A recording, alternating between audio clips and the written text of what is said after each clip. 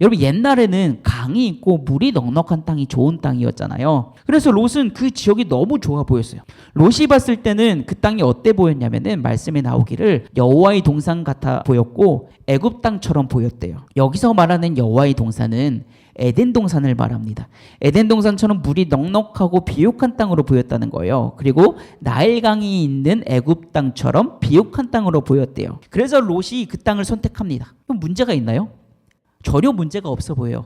그냥 비옥하고 살기 좋은 땅을 선택한 거예요. 물이 없는 땅 말고 더 좋아 보이는 물이 있는 땅을 선택한 거예요. 문제가 없어요. 근데 롯이 그 땅 여기저기를 돌아다니면서 살다가 소돔 근처에다가 자리를 잡게 됩니다. 근데 13절에서 성경은 소돔 땅을 어떻게 평가하는지 나오는데요. 소돔 사람은 여호와 앞에서 악하며 큰 죄인이었대요. 여러분 소돔은 악한 땅이었대요. 소돔에서 살고 있는 사람들은 하나님 보시기에 악한 사람들이었습니다. 여러분 악한 사람들이 모인 곳에는 악한 문화가 만들어지게 돼요.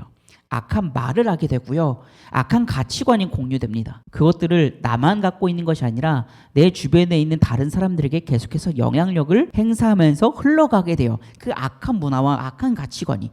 그리고 그 악한 사람들 때문에 고통받는 사람들이 생기게 됩니다. 여러분 롯이 이게 안 보였을까요?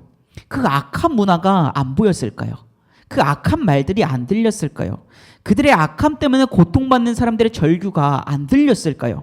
보였을 거예요. 분명히 보였는데 눈에 안 들어와요. 분명히 들렸는데 귀에 들어오지 않습니다. 왜요? 롯이 지금 다른 데 꽂혀 있잖아요. 물이 넉넉한 것, 풍요로운 것. 그게 롯의 선택의 기준이었거든요.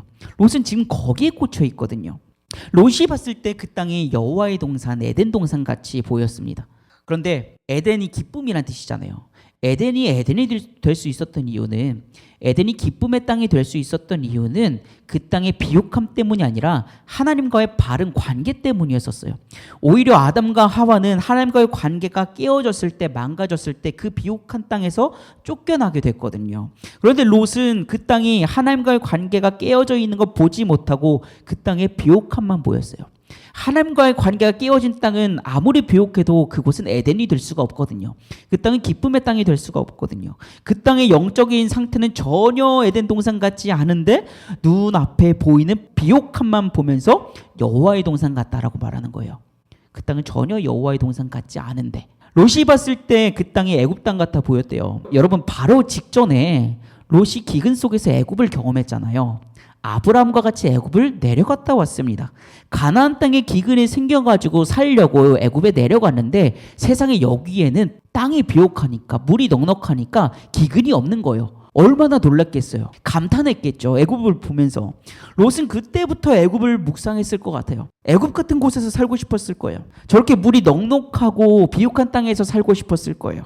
그래서 그게 롯의 선택의 기준이 됩니다. 여러분 우리가 평소에 무엇을 묵상하는가가 우리의 선택의 기준이 됩니다. 애굽을 묵상하고 애굽에 매료됐던 롯은 결국 나중에 애굽 같은 곳을 선택하게 돼요. 그곳이 악한지 악하지 않은지는 중요하지 않았어요. 그것은 롯의 선택의 기준이 아니었어요. 그걸 애초에 묵상하지도 않았었습니다. 우리가 살기 좋은 땅을 선호하는 것과 그것이 내 삶의 중요한 기준과 가치가 된다는 것은 완전히 다른 의미예요. 누구나 다 살기 좋은 곳에 살고 싶어 하죠. 누구나 다 넓은 집에서 살고 싶어 하고 좋은 땅에서 살고 싶어 합니다. 그런데 우리에게 더 중요한 가치가 있습니다. 여러분 사람들이 왜 더 좋은 곳에서 살고 싶어요?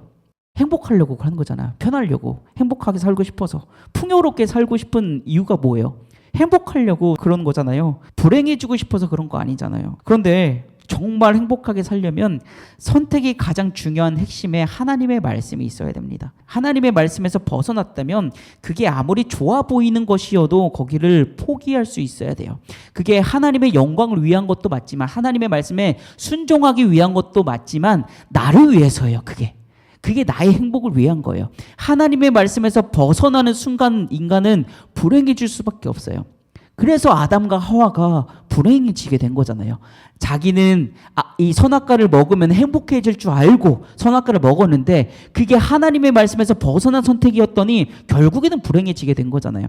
하나님의 말씀이라는 길에서 이 이정표에서 벗어나게 되면은 사람은 행복할 수가 없는 거거든요. 하나님의 말씀이 정말 그 사람의 삶의 기준이라면 그 땅이 좋은 땅이 아니라는 걸 볼 수 있는 눈이 생기게 됩니다. 하나님의 말씀이 내 삶의 이정표라면 그 이정표 따라 가게 되거든요. 하나님의 말씀이 내 가치관이 되고 내 렌즈가 된다면 분별력이 생기게 돼요.